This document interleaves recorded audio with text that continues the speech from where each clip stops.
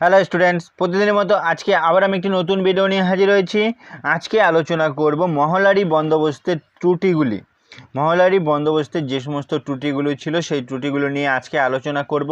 তোমরা যারা আমার চ্যানেলে নতুন তারা চ্যানেলটিকে সাবস্ক্রাইব করে নেবে, তাহলে সবার আগে নোটিফিকেশন তোমাদের কাছে পৌঁছে যাবে। আজকের এই প্রশ্নটি কিন্তু তোমাদের 3 নম্বরের জন্য কিন্তু এই প্রশ্নটি তোমাদের গুরুত্বপূর্ণ রয়েছে। কি বলছে উত্তরে? মহলবাড়ি ব্যবস্থার কৃষক নয়, সরকার ছিল জমির প্রকৃত মালিক।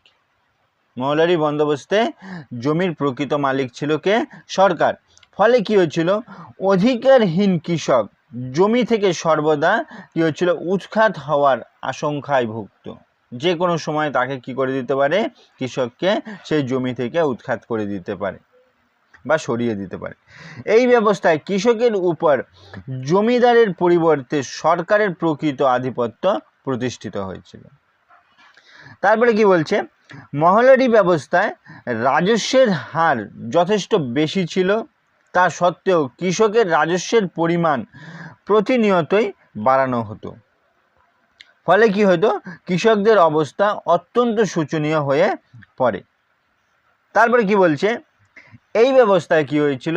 রাজস্ব আদায়ের অত্যাধিক কঠোরতা অবলম্বন করা হতো।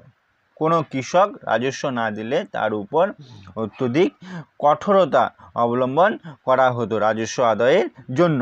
ফলে বহু কৃষক তাদের জমি হারিয়েছে। বহু কৃষক কি হয়? জমি হারায় এবং তারা জীবিকাহীন হয়ে পড়ে।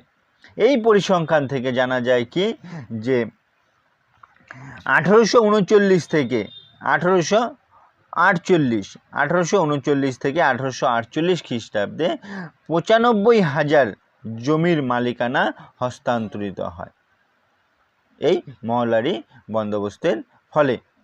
এই ছিল প্রশ্নটির উত্তর। ভিডিওটি ভালো লাগলে লাইক করো, কমেন্ট করো এবং বন্ধুদেরকে শেয়ার করে দাও।